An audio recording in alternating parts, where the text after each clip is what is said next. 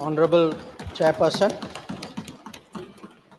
I rise to apprise this august House of the foreign policy dimension of our response to the Pahalgam terrorist attack, going into the preparations for Operation Sindoor and how foreign policy was handled during Operation Sindoor. As all the honorable members would appreciate, it was important to send a clear, strong, and resolute message after the Pahalgam attack. Our red lines had been crossed, and we had to make it very apparent that there would be serious consequences. As a result, the first step which was taken was that a meeting of the Cabinet Committee of Security took place on the 23rd of April, and that meeting decided that one, the Indus Waters Treaty of 1960 will be held in abeyance with immediate effect until Pakistan credibly and irrevocably abjures its support for cross-border terrorism. Two, the integrated checkpost Atari would be closed with immediate effect. Three, Pakistani nationals who are traveling under SARC visa exemption scheme will no longer be allowed to do that. Four, the defense, naval, and air advisors of the Pakistani High Commission would be declared persona non grata. And five, the overall strength of the High Commission would be brought down to 30 from the number of 55. It was very clear, Honorable Speaker, sir, that after this first set of steps approved by the Cabinet Committee on Security, that India's response to the Pahalgam attack will not stop there. Our task from a diplomatic perspective, from a foreign policy approach, was to shape the global understanding of the Pahalgam attack. What we tried to do was to bring out to the international community Pakistan's long-standing use of cross-border terrorism. We highlighted the history of terrorism in Pakistan and how this particular attack was meant to target the economy of Jammu and Kashmir and to sow communal discord among the people of India. Our messages were two. One, zero tolerance of terrorism, and two, the right to defend our people against terrorism. So all the interactions we did, the diplomatic briefings, we called all the embassies for briefings. We interacted with the media. All of this was aimed at these two objectives: zero tolerance of terrorism and the right to defend ourselves, right to defend the people of India against cross-border terrorism. Now, the focus for our diplomacy was understandably the UN Security Council. And Honorable Speaker, sir, the challenge for us was that at this particular point, Pakistan is a member of the Security Council. We are not. So we had to achieve our objectives in a Security Council where Pakistan is a member. Now, our goals in the Security Council were two. One, to get an endorsement from the Security Council of the need for accountability, and two, to bring to justice those who perpetrated this attack. And I am glad to say, Speaker, sir, and I hope that this is appreciated and recognized by the House. If you look at the Security Council statement of 25 April, the members of the Security Council condemned in the strongest terms the terrorist attack. They affirmed terrorism in all its forms and manifestations constitute one of the most serious threats to international peace and security. And most important, the Council underlined the need to hold the perpetrators, organizers, financiers, and sponsors of this reprehensible act of terrorism accountable and bring them to justice. I highlight this, Speaker, sir, because This statement of the UN Security Council resonated throughout the international community. So when many honorable members asked today, where was the world on Pahalgam? I think the answer is there. The answer is there in a Security Council statement which says hold them accountable, bring them to justice, and that is exactly what we did through Operation Sindoor. Now, I also want, Honorable Speaker, sir, through you, to bring to the attention of the House a very interesting development pertaining to the TRF, the Resistance Front. When the Security Council was debating this on the 25th of April, and TRF had twice claimed responsibility for the Pahalgam attack, Pakistan defended the TRF. Pakistan tried to get any mention of TRF excluded. And in fact, the Pakistani foreign minister told his parliament that this is a great diplomatic achievement. Now, I mention it because today, again, thanks to our diplomacy, the TRF has been designated as a global terrorist organization by the US government. And the same Pakistani foreign minister who took so much pride saying, I defended the TRF, says, well, now if the US has done this, we accept it. So that is where the Security Council issue stood. If I could then, sir, move on to the diplomacy from 25th of April till the commencement of Operation Sindoor. During this period, there were obviously a number of phone calls, a number of conversations. At my level, there were 27 calls. At Prime Minister, I think almost 20 calls. About 35, 40 letters of support came in. And what we tried to do was to create a narrative, prepare the diplomacy for the launch of Operation Sindoor. And the result of that diplomacy, Honorable Speaker, sir, there are 193 nations of the members of the United Nations. 193. Only 3, apart from Pakistan, opposed Operation Sindoor. Only 3. If you look through this period, and I would be very happy to share with the House the exact positions of various governments, overwhelmingly, there was recognition that terrorism is unacceptable, that a country which has been attacked has a right to defend itself, and that India was doing exactly that. Now, when Operation Sindoor was launched, we spelled out our objectives. There was a statement, Honorable Raksha Mantri ji referred to it in his statement, where we put out for the benefit of our own people, for the international community, that Operation Sindoor was hitting the terrorist infrastructure in Pakistan and Pakistan-occupied Jammu and Kashmir, from where terrorist attacks had been planned and launched. We highlighted that 9 sites had been targeted, and we said that our actions are focused, measured, and non-escalatory in nature. And we were living up to the commitment that those responsible for this attack will be held accountable. This was the commitment which was endorsed by the UN Security Council, thanks to our diplomacy. It was a commitment made by the Prime Minister to the people of India that we would hit those symbols, those sites, those planning places. So today, when I hear many questions from across the aisle, I want to say, which one of you imagined that Bhavalpur and Muridke would be brought down the way it was? Which one of you thought? When did you even think of it during your tenure? Did it even cross your mind? In fact, on the contrary, you ruled it out after 26/11.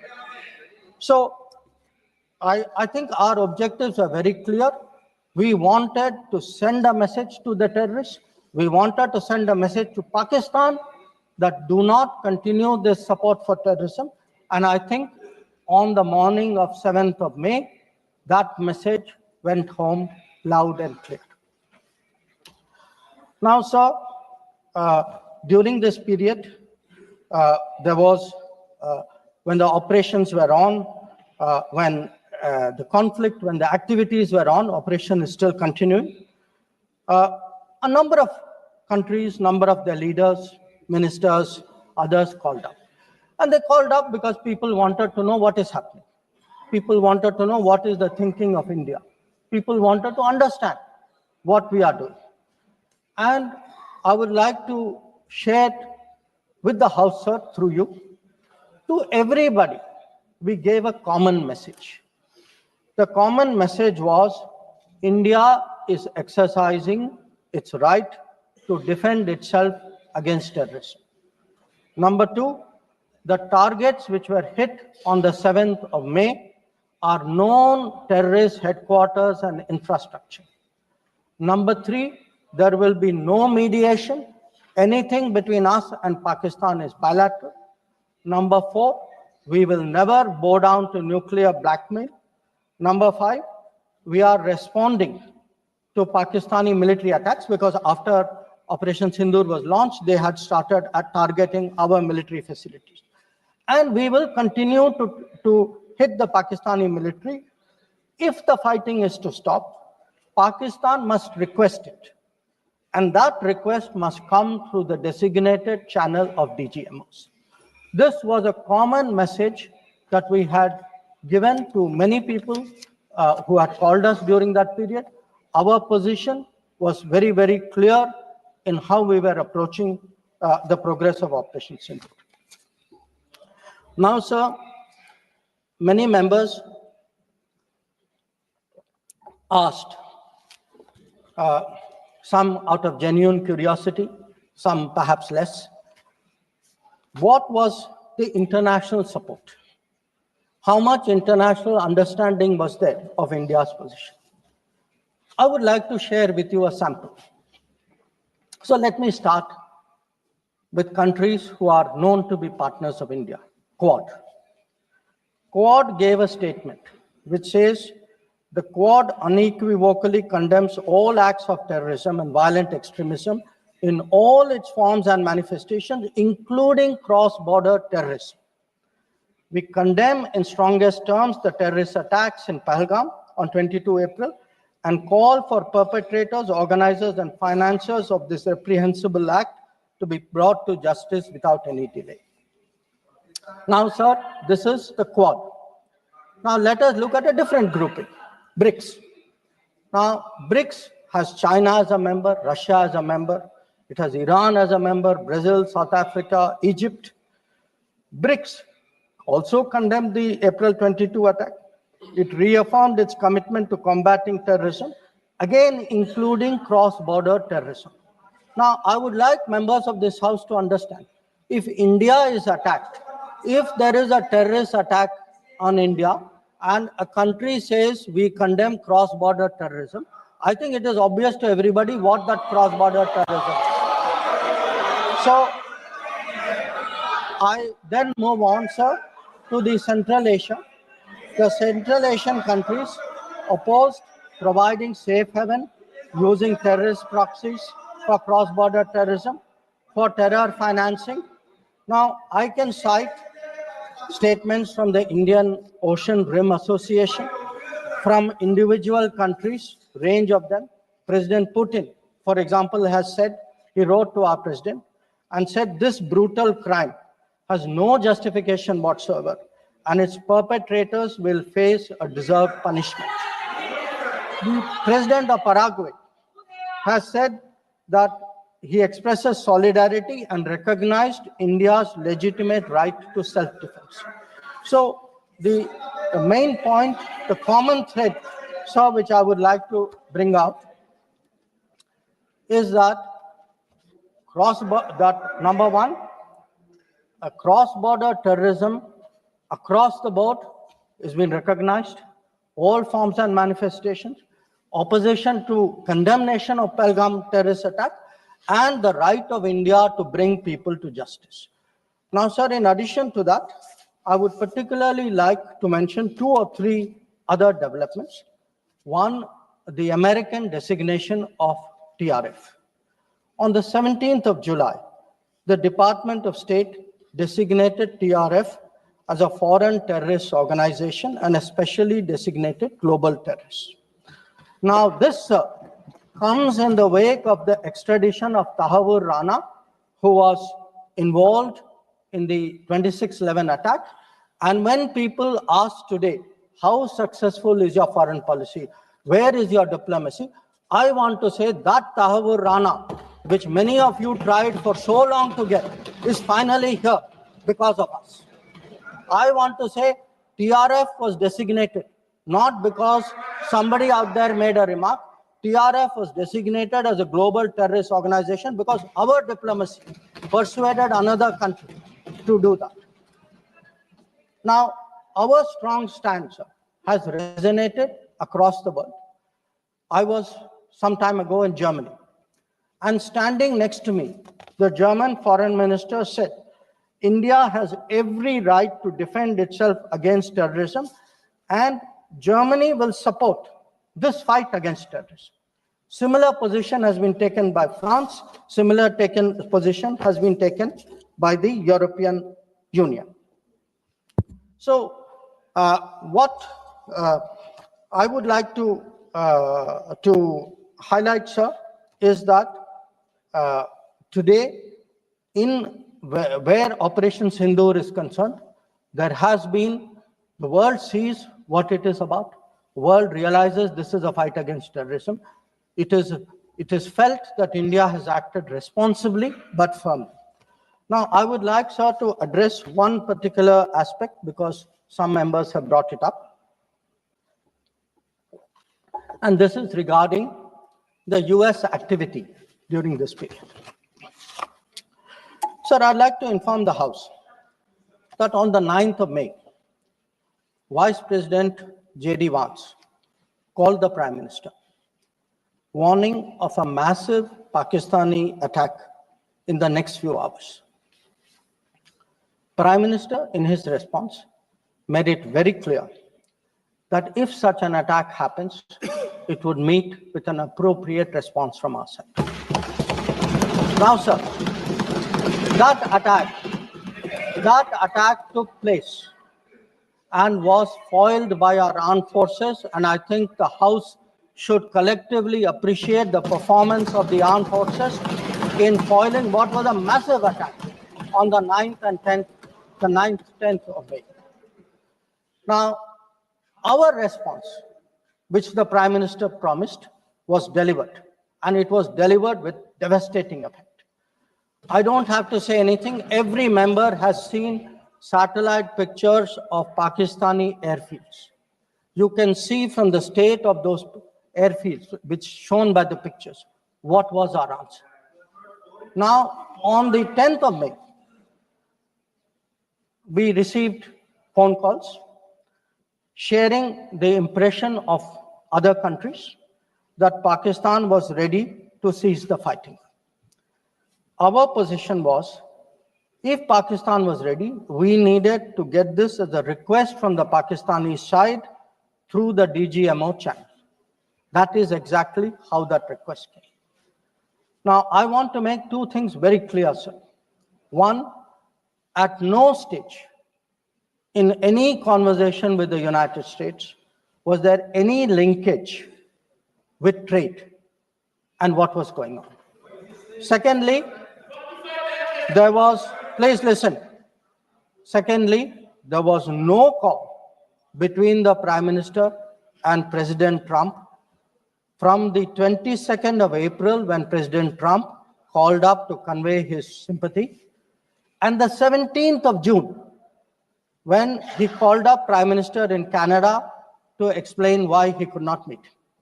So I would again, मैं इसको दोहराता हूँ, 22 अप्रैल से 17 जून तक। माननीय अध्यक्ष जी, मेरी एक बात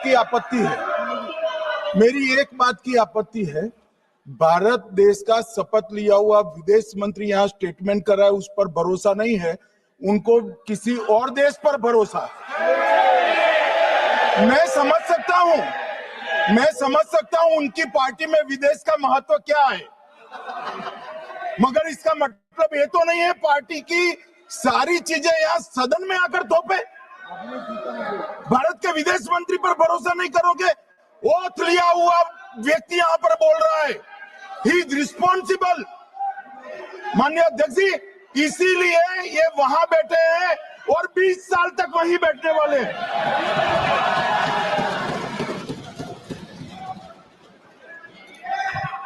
Honorable Speaker, sir, in the course of the debate today, some points were made by members of the opposition.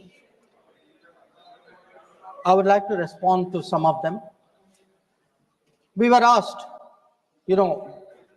why did you stop at this time? Why did you not go further?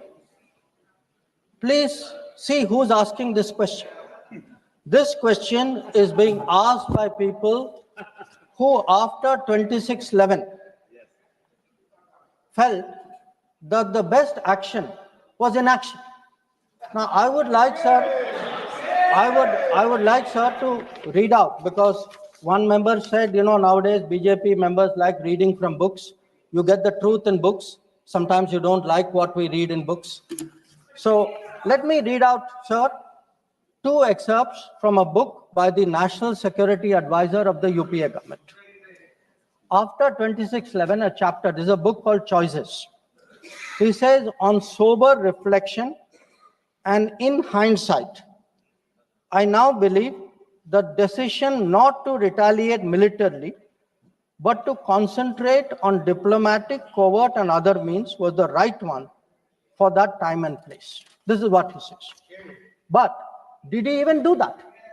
Because 26/11 happened in November of 2008.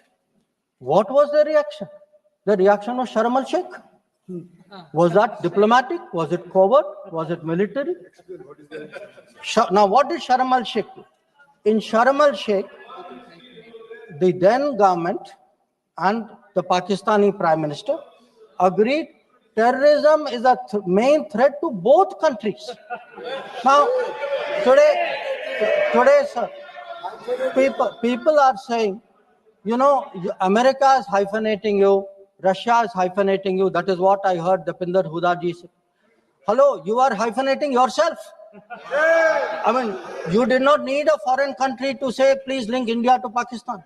Your own government was saying, India and terrorism is a main threat to both countries. And then they said, terrorism should not be linked to the composite dialogue. And worst of all, they accepted a reference to Baluchistan in that. Now, here is a country reeling after 26/11. And you are equating Baluchistan and 26/11, what happened in Mumbai, and you are saying that the perpetrator and the victim have both got a problem. And then now you are asking me, why didn't you go further? People who did nothing are asking a government which did so much, saying, why didn't you do more? Now, you might think, sir, that this is a one-off, but this is a habit, because this is the thinking in that part of the house. Some years ago, there was, if you remember, sir, the Mumbai train bombing. The Mumbai train bombing happened in July of 2006. In September of 2006, 3 months after the Mumbai train bombing, at Havana, the UPA government, with its Pakistani counterpart, condemns all acts of terrorism as though we are both again equal, and agrees that it's a scourge that we need to effectively deal with together. And then they directed again resumption of dialogue. So what I want to highlight is, for people who did nothing to have the temerity, the gumption today to ask a government which did so much, which brought down Bhavalpur and Muridku, to say, why didn't you do more? I think it's extraordinary. Now, sir, we also heard from one of the early speakers saying we are now facing a two-front, and that the leader of opposition has been warning us about two-front. Now, all I can say, sir, is the person who said it, and maybe the leader of opposition, must have missed their history lessons in school. I'll tell you why. Because I would like to walk you through the history of this two-front. The two-front started because of something called POK. POK was created in 1948-49 by the government of this country by not completing the job of what was to be done. Now, so the House should note these dates. The two fronts started 1963, when the Shaksgam Valley was ceded by Pakistan to China as a result of an agreement. Then in 1966, the Karakoram Highway was agreed upon, which took 20 years, was completed in 1986. Now, references were made to China-Pakistan military collaboration. So when did this collaboration start? I'll give you the year, 1966. In 1966, the first Chinese military supplies went to Pakistan. When did nuclear collaboration start? 1976. 1976, when Bhutto arranged for China-Pakistan to get together on this. And in 1980s, when Prime Minister RahulGandhi was visiting China and Pakistan, that was when the nuclear collaboration was at its height. Now, let me go further. You will say, why are you talking history? So let me bring this further up. 2005, Pakistan-China Treaty of Friendship and Cooperation. 2006, Pakistan-China Free Trade Agreement. 2013, handing over of Gwadar to China, Gwadar port to China. May 2013, announcement of China-Pakistan Economic Corridor. So, sir, we are getting warnings about a US-China, Pakistan-China collaboration, when this collaboration has been going on for 60 years. Now, let me also address two other points.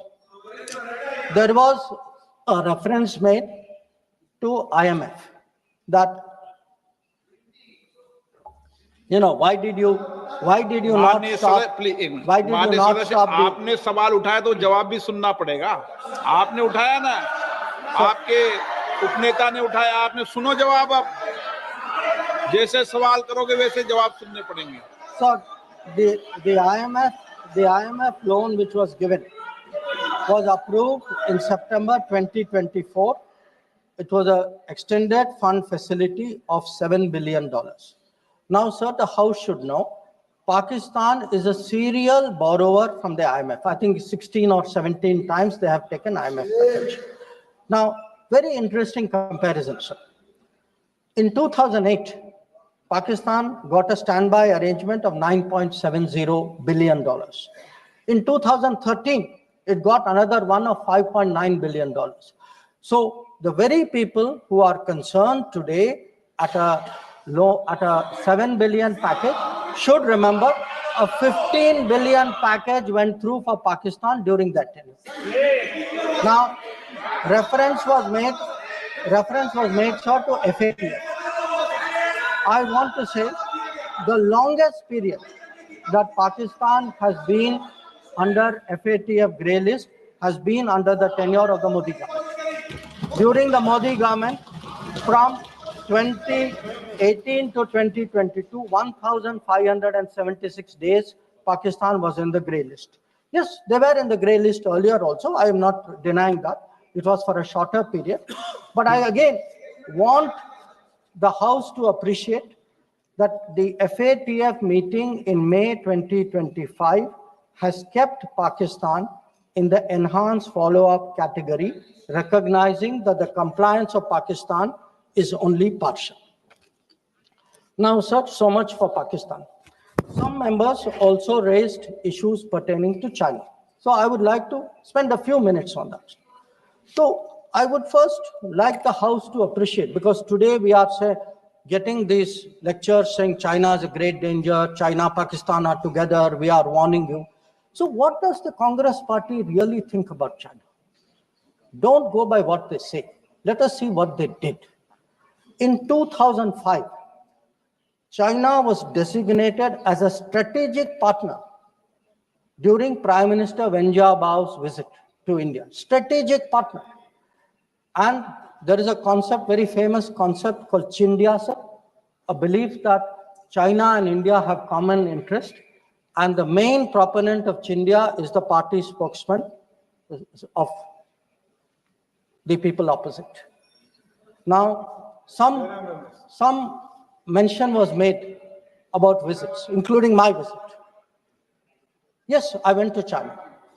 I went to China to make our position very clear about de-escalation, about trade restrictions, and about terrorism. I did not go to China for the Olympics. I did not go to China for secret agreements. I did not go, sir.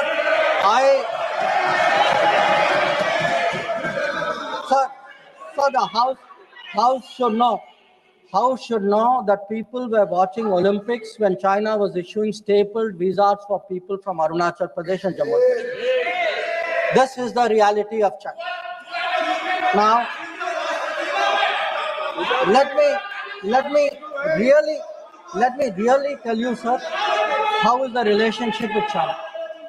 Some years ago, विदेश मंत्री जी को संरक्षण देना चाहिए। उनके speaker जब बोल रहे थे, हम पूरे धैर्य से सुने। मैं बताऊंगा कितनी असत्य बातें बोली गई कल, परंतु फिर भी असत्य को भी हम हलाहल समझकर पी गए। अब ये सत्य भी नहीं सुन पाते हैं। माननीय अध्यक्ष, मुझे लगता है आपको प्रोटेक्शन देना चाहिए। बैठे बैठे टोका टोकी करना सबको आता है, ऐसा नहीं हमें नहीं आता, मगर इतने गंभीर विषय पर चर्चा जब हो रही तो सरकार के प्रमुख विभाग के मंत्री को बोलते हुए बैठे बैठे टोकना ये विपक्ष को शोभा देता है क्या? मान्यवर, आपने बिल्कुल उनको आग्रह से कहना चाहिए, वरना हम भी हमारे मेंबर को बाद में समझा नहीं पाएंगे।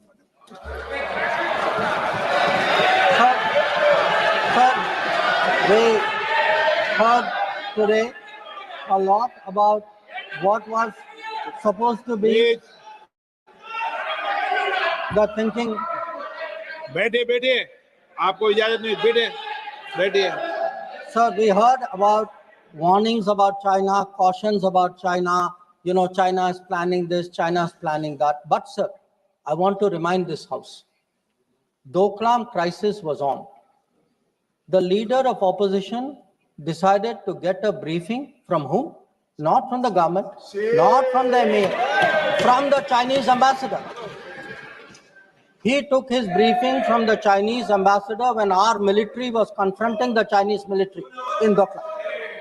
So I want to say that I want to say, and this is the political thing. Let me, sir, give you the economic thing. RahulGandhi बोल लेगा। In 2006, the UPA government. Please बैठे टिप्पणी मत कीजिए, आप बहुत कर रहे हो, नहीं, गलत है। बैठे टिप्पणी मत कीजिए।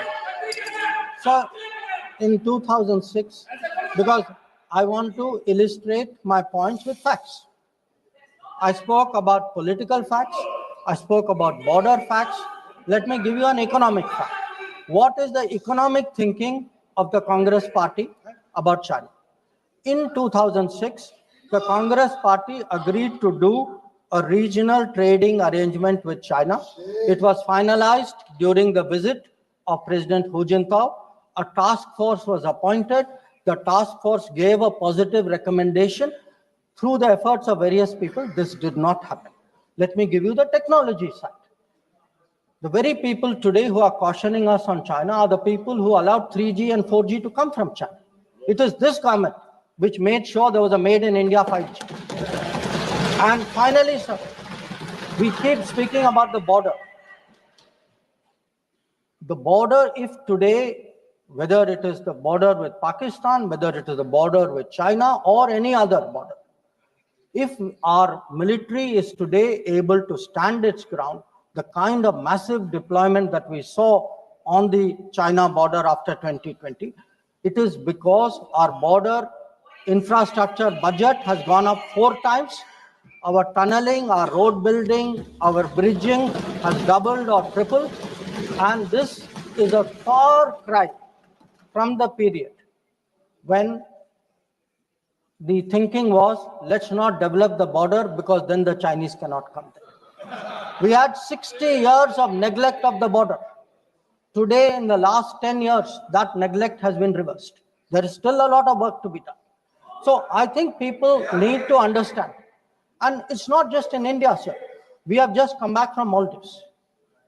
When I hear comments about foreign policy, yesterday, day before yesterday, the Prime Minister was the guest of honor at the Independence Day of Maldives. This is the country which during their time forced an Indian company to leave an airport. That country today has invited India to build 2 new airports. Look at Sri Lanka. If the Hambantota port was built between 2005 and 2008, and at that time it was actually justified as saying that it has no impact on India's interest. So I want, sir, the House to appreciate that the people who are today claiming to be custodians of national security thinking, who say that they are giving warnings, let us look at the record, let us see what they did when they were in office. But now allow me to come back to Operation Sindoor. So I want, sir, to conclude by saying this. The challenge of cross-border terrorism continues, but Operation Sindoor marks a new phase. There is now a new normal. The new normal has 5 points. 1, terrorists will not be treated as proxies. 2, cross-border terrorism will get an appropriate response.